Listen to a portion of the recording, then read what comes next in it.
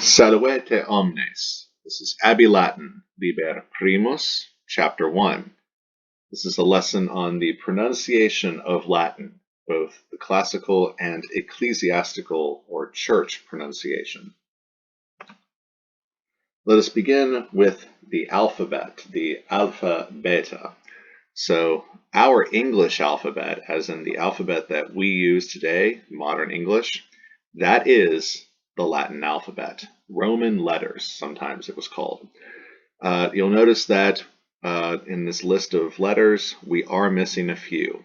The classical Romans had no letter J.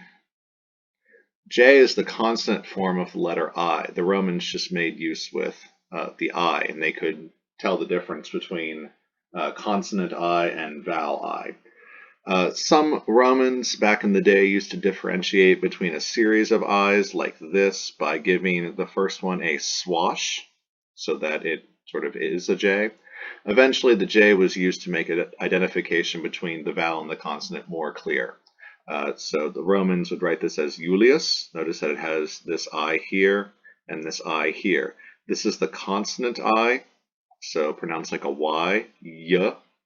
This is vowel I, so E, Julius. And then we go ahead and write this one as a J to make it more clear that it is the consonant form of the letter I and not the vowel. So it's not Iulius, it's Julius. And in English we say Julius. The feminine form, Julia, and then we have Julia in modern English. Januarius, and in modern English we write that as a J. Januarius, where we get the month of January. Also, we are missing the letter W, W, double V, or W. So two V's or two U's squished together. This letter was probably separated from the V and the U by the 14th century AD, so rather late. So in Old Latin, so much older than classical Latin, old Latin, the letter C used to be pronounced like G, like a G, and that keeps in with the Greek alphabet. So in the Greek alphabet, we have alpha, beta, gamma, G, because in Old Phoenician, this used to be a G sound, so the Greeks have a G sound here. And in really Old Latin, this C used to have a G, like a hard G sound as well. As time went on, well, they used the K for the K sound. Time went on, classical Latin, it was switched so that C, this letter C, is always the K, the K sound. So that's pretty much what we're used to in modern day English. G was used for the G, the hard G sound, and then K, I put brackets around it because it pretty much has dropped out of the alphabet, surviving in only a handful of classical Latin words like calendae, calends, calendar, Caeso, which was a family name. The old C, pronounced as G, as G, has survived in classical Latin only in the abbreviation for Gaius. So there's a G, Gaius, and then the abbreviation is the old C as G sound. So looks like a C.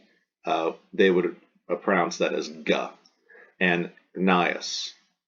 There we go. The abbreviation CN, G. Nice. The letters Y and Z, I've likewise put brackets around the two of them, Y and Z. They're borrowed from Greek. Around the middle of the 1st century BC, they appear in Hellenized or Greekized Latin. The letters X and Z, Z, represent combined sounds of two letters. So if you took a K and a S, so K and S together, that's the letter X. So X acts like KS, and Z, Z acts like S and D put together.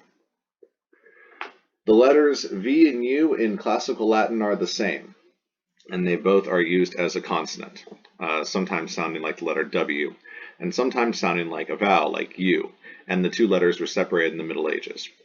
So this has long been practiced in your text, not your current textbook.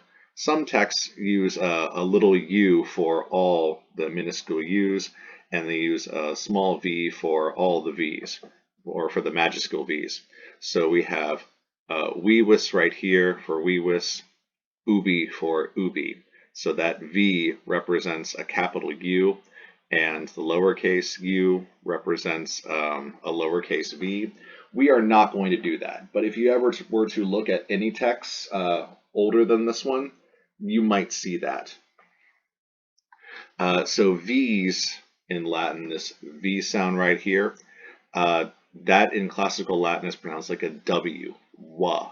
So the Julius Caesar quotation, which is commonly in English said, veni vidi vici or veni vidi vici, would have been said by Caesar, veni vidi vici. Yes, the goddess of love, Venus, the Romans said, Venus. Additionally, the Romans wrote in majuscule, that means uppercase letters, and they had no standard punctuation, if any punctuation at all, and no spaces between the words because paper is extremely expensive and you wanted to conserve it. You wanted to use the least amount of space possible so you could fit as much onto each sheet of paper because it's very expensive. So, a text may have looked something like this. And all of my students kind of gasp in horror looking upon that. What are you supposed to do with that? How do you even read that? The answer is aloud. So, cui dono lepidum novum libellum, arida modo pumnice expolitum. If you read it out loud and just say each letter as it comes along, by the process of reading it out loud, you should begin to understand what you're saying. So, how is anyone supposed to read that nonsense? The answer is out loud. This looks like nonsense, but you can kind of, as a native English speaker, see what's going on here. You can see each individual word, even though there aren't spaces between them. And then, of course, if you just say this out loud, it should hopefully make sense. We will not be doing this in class. Though it is fun, we will not be doing this. We will use standard English orthography, so standard English spelling. We'll put punctuation, we'll put spaces between the words, so that this right here will look more like this at the bottom. Cui dono lepidum novum libellum, arida modo pumnic expolitum. And I went ahead and put an image of, this is the opening of Catullus's poems. So this is Carmen, or poem number 1. And here's a medieval manuscript of that. So you can see this is the large C. Cui dono lepidum, that mark over the U is the M. Novum libellum. Arida modo, you have to know that's modo. Pumnice expolitum, and there's the M at the top. So this is the Middle Ages. Here's what an ancient Roman may have written like. So this is not the Catullus line right here. This is quis amat valeat pereat, qui nescit amare bistanti pereat, quis amare vetat. So maybe if you squint a little bit, stare at it for a while, the letters will come out. The Roman way of writing was, by modern standards, pretty messy. Here's the Q for quis amat valeat pereat, qui nescit amare bistanti pereat. Good luck there. Yeah, we're going to make this a whole lot easier on your eyes during class. All right, how do you say this stuff? Let's start with the vowels. The vowels, the breath, the life of the word. It's hard to have a word without a vowel. So each Latin vowel is marked either long or short. So we have a, e, o, u. Long vowels, which equal 2 short vowels. Long vowels will have a macron, which is Greek for large, big, or great, above it. So these are the long vowels, these are the short vowels. Short vowels will be unmarked. A short vowel, a, e, I, o, u, and then the long vowels are basically a doubling up of them. So a long A, an A with a macron over it, that equals two short A's time-wise, the time that it takes to say two short A's. So a, e, I, o, u. Diphthongs, which is from the Greek diphthongos, a double sound. Latin has 6 diphthongs. So AE, written AE, is pronounced like I. AU is pronounced like ow. EI is pronounced like a.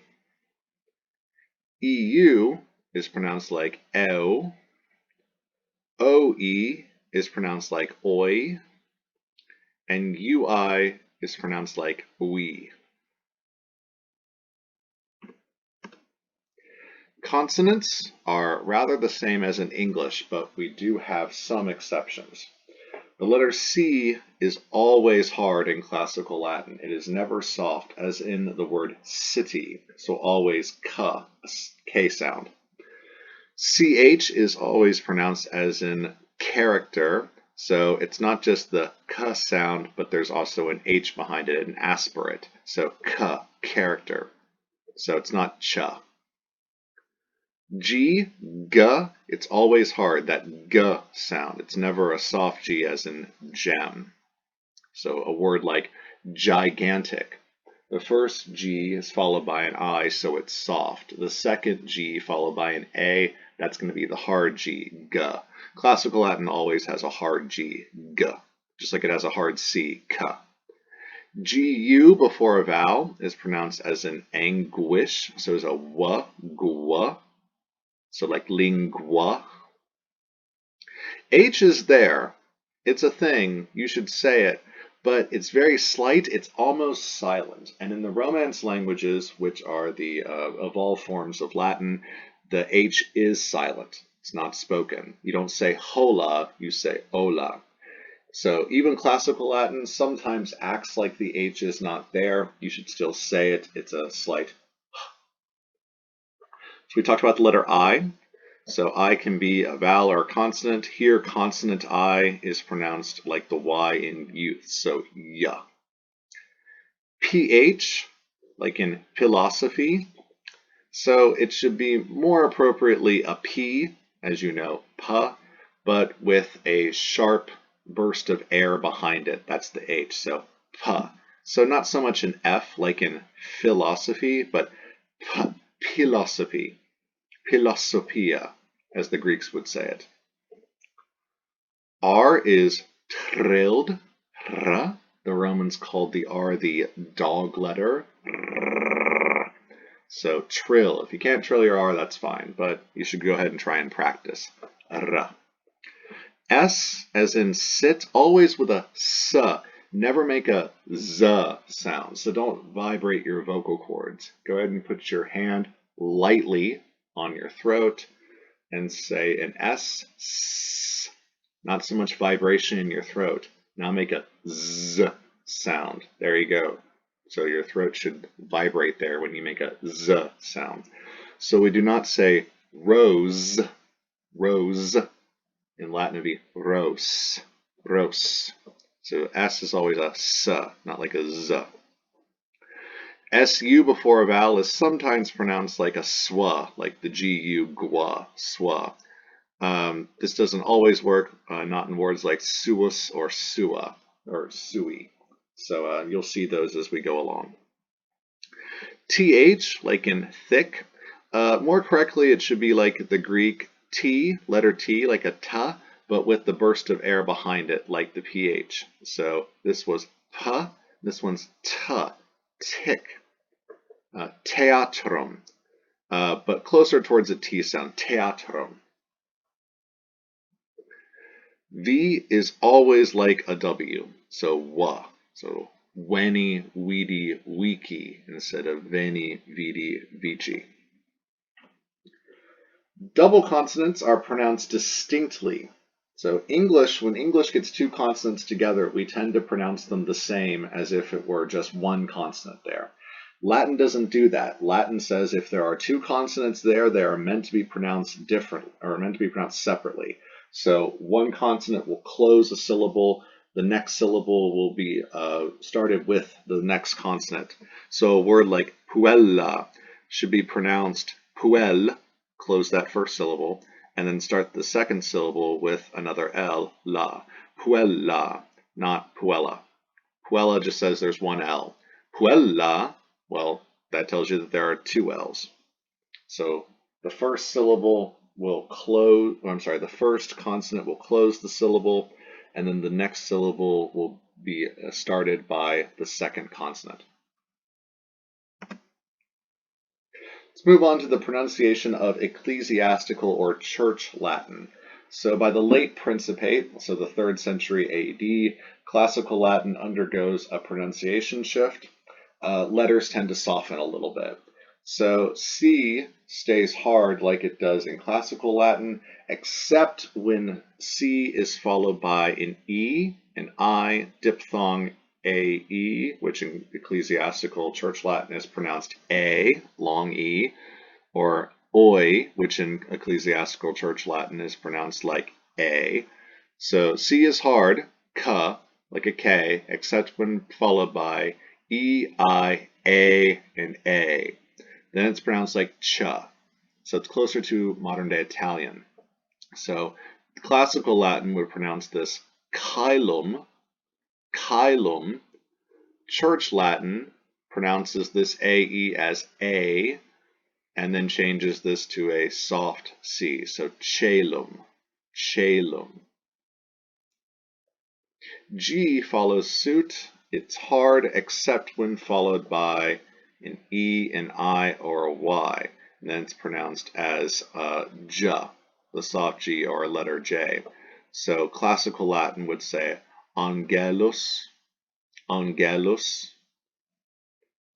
Ecclesiastical pronunciation is angelus, angelus, because that G is followed by an E. Softens the G. Letter I when starting a word or between two vowels like the Y in youth, and that's very similar to classical Latin. So we have classical Latin would say Jesus, and so does ecclesiastical Latin, Jesus. In modern English we say Jesus, but classical and church Latin, Jesus. T is pronounced hard, ta, except when followed by an I, and is not preceded by an S, a T, or an X. Then we pronounce that like a ts, ts. So we soften that T, that t, to a ts. So we have a word like tentationem. In Latin, this would be, or classical Latin, this would be tentationem. In ecclesiastical Latin, this is tentationem, tentationem. In classical Latin, it'd be natio, natio, N-A-T-I-O, natio. Ecclesiastical Latin, natio, and in English we get the word nation. So we soften it in English too, nation, instead of nation. And then V is like the way you know it and love it, as a V sound, a V. And as I said up at the top, diphthongs, that AE pronounced I is pronounced like an A, and then that OE pronounced oi in classical Latin gets pronounced like an A as well. So that's how we get caelum. And in modern English we say celestial. So that softens to a S, even more to an S, and then this AE diphthong becomes a long E, celestial. All right, making syllables, syllabification. So a Latin word, and actually any word, has as many syllables as it has vowels or diphthongs. So because you are required to take a breath or to make some air when you say a vowel or a diphthong, that's how you make words. It's hard to have a word with just consonants. The vowels added give life or breath to the word, and that's where syllables come from. Consonant I is not a vowel, because it's a consonant. Nor is U when it's pronounced like W when it follows G or Q. In Latin, U always follows Q. You could actually write QU as a single letter. Sometimes an S. So, for example, U when following Q, qui, that's one syllable. That's not kui, it's qui, one syllable. Lingua, gu, lingua. So, one syllable, second syllable, two syllables. So, aedificium, aedificium. You can go ahead and divide these up between the vowels or diphthongs. So, this is the first diphthong. I, di, fi, ki, You can snap, you can clap. I, di, fi, ki, 5 syllables. There's diphthong, second vowel, third vowel, fourth, fifth. 5 syllables. Persuadeo, persuadeo. So we have one, not that one because it's swa. So that forms one syllable. 1, 2, 3, 4. Ao is not a diphthong in Latin. A-o. 2 distinct sounds. So 4 syllables. Suus. Suus. It's not swus. Su-us. So 2 syllables. The last syllable of a word, so the or the o or the us in a word, is called the ultima, which is the Latin word for last. The next to last syllable is called the penult, from the Latin the pine ultima, the almost or nearly last. So ke is the penult in aedificium, and de is the penult in persuadeo, su is the penult in suus. And the third to last, if a word has that many syllables, is called the antepenult, the ante pine ultima, the before the almost last syllable. So fi in aedificium, that is the antepenult. Swa in persuadeo, that is the antepenult. And suus does not have an antepenult because it only has 2 syllables. So a syllable which has a long vowel, so it has a vowel with a macron over it, or it's a diphthong, those are long by nature. Diphthongs are always long because they're already 2 sounds crammed in as one. A syllable whose vowel is followed by 2 or more consonants, and that includes the letters X and Z, which in themselves are just 2 consonants crammed into one. We call those long by position. You don't really need to worry about this too much. It will become important later on when you look at poetry. And finally, accents. Where does the accent go? Classical Latin, it's an accent of stress.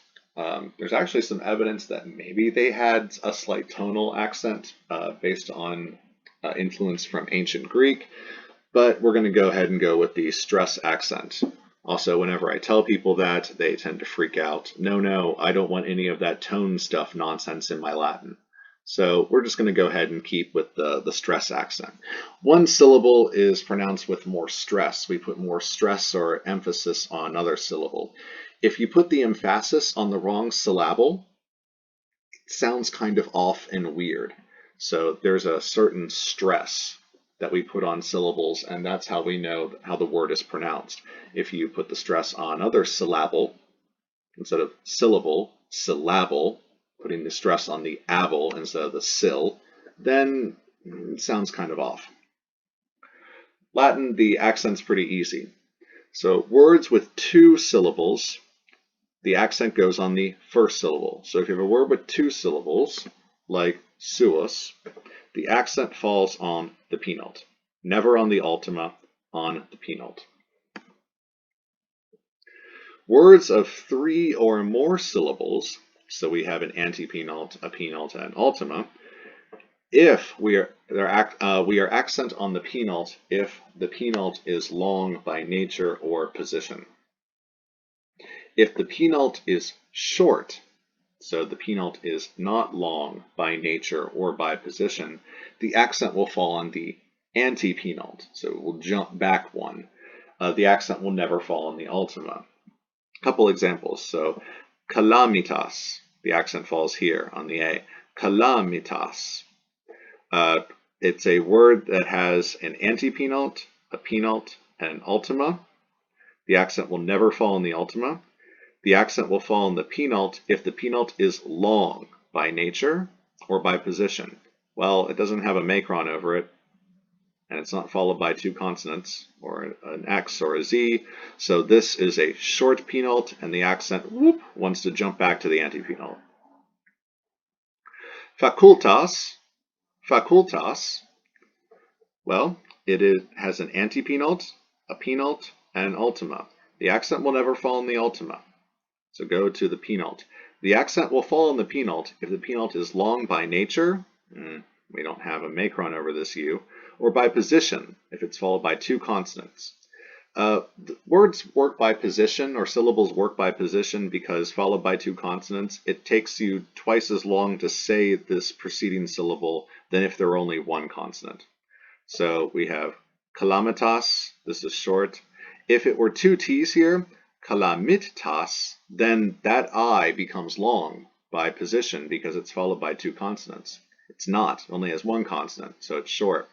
Here, this U is followed by two consonants. It takes twice as long to say this U if you have facultas, two consonants, than let's say if we took the T out and it's faculas. It's very easy to say this U, it's very short if you just have one consonant. So this U is long by position because it's followed by two consonants, and the accent falls here, facultas. Okkido, okkido. So antepenult, penult, ultima, accent never falls in the ultima. Go to the penult. The penult does not have a macron, so it's not long by nature, and it is not followed by two consonants. It is not long by position. It's not. If it were two D's, it'd be okkido, and that I would be long by position because it's followed by two consonants. It's only got one consonant. It is a short penult. The accent wants to jump back on the antepenult. Okkido, okkido. Agricola, agricola. Here we have antepenult, penult, ultima. We never accent on the ultima. The penult is not long by nature. It is not long by position. Accent jumps back to the antepenult. Same word, agricola, farmer, only in its another form, agricolarum. So we have agricolarum, ultima, penult, antepenult, ultima, never accents there. Arum, arum. Now I didn't mark it, but this A actually is long by nature. So there should be a macron over this A. So macron over the A, and I'm going to have to mark the macrons for you. Can't expect you to know the macra, the plural of macron, macra, unless I mark them for you. So the accent will go there on a long penult. Agricolarum. Optime, very well done. Hope that clears some things up about pronunciation in classical and ecclesiastical Latin. You will not be graded very much for your pronunciation, so you don't have to worry too much about that.